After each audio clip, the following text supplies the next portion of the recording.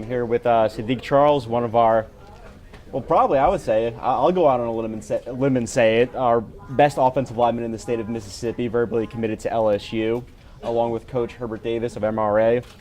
Coach, congratulations, another successful season at MRA.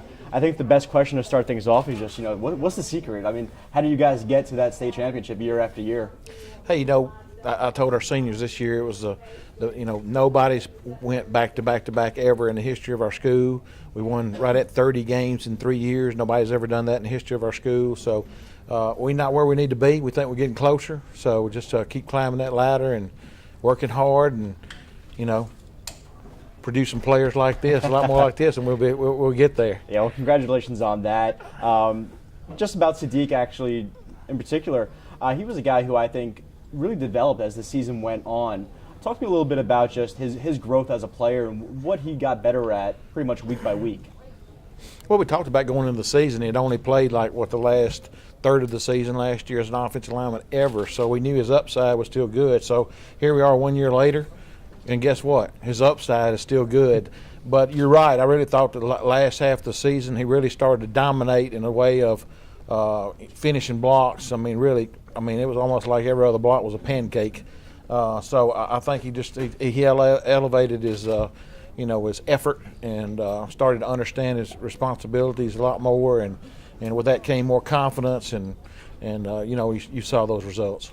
And I got to see him at the state championship game against Jackson Prep, and the guy was just a pancake monster. It was almost like every run you guys had him at that left side, and it was wide open, I felt like, every single run. And then he would not only make the block, but then race upfield and make another block. Yeah. And it was just, okay, why don't they just do this every single time? Well, to me, the best play all night long, unfortunately for us, was he almost went and made the tackle on the interception. So he did. Yeah. He showed his speed there. That's the athleticism he brings to the table, and I think that's what really separates him from all the other guys you can see, 6'5", 315, that can really move like that. Absolutely. I thought Sadiq was a real bright spot, obviously, for you guys, but you guys also had some hardships even before the season even started. I felt like MRA was the team that just had a rash of bad luck to start the year, and what I really admired throughout the season is just you guys were able to overcome all of that and still make that deep run. Yeah, the third year here, you expected to keep taking it to the next level, and we did. But what made it so great is only had 8 seniors to start the year anyway. You lose 2 of those.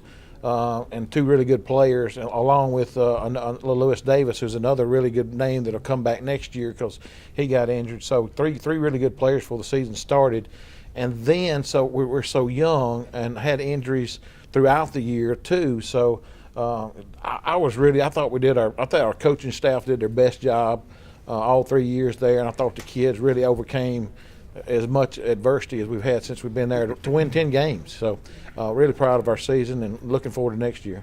I thought it was an admirable job by your coaching staff, and the resiliency of your players really was eye-opening, to say the least. It was. I really congratulate you for that, because I do think people should be more aware of what you guys have experienced, went through, and overcome to get to that point.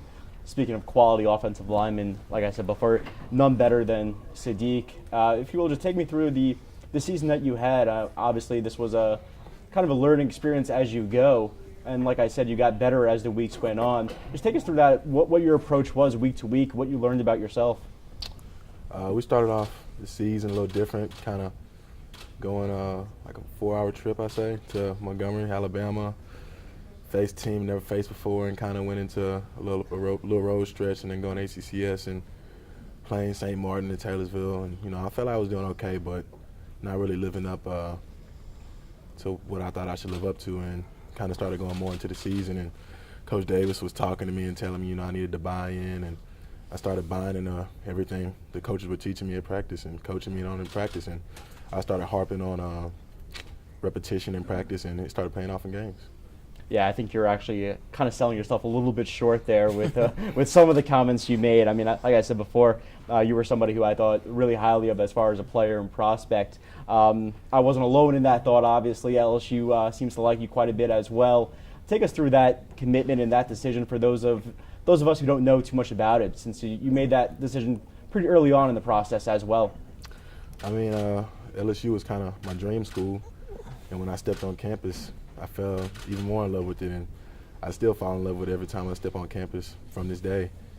I got a great relationship with Coach Jeff Grimes there and Coach Orgeron, and we kind of built that relationship going through, and that's where I'll be signing in February. And for those of us who also don't know, that's also a home school for you in a big way. Just take us through that aspect of it and how big of a factor that was for you.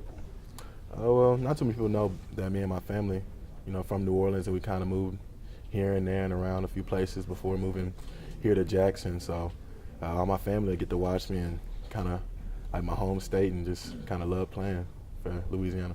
Absolutely, and a lot of people from Mississippi will continue to watch you as well. And I wanted to thank both of you guys for taking the time out to join us here today, and we wish you both the best of luck next season on both levels, of course.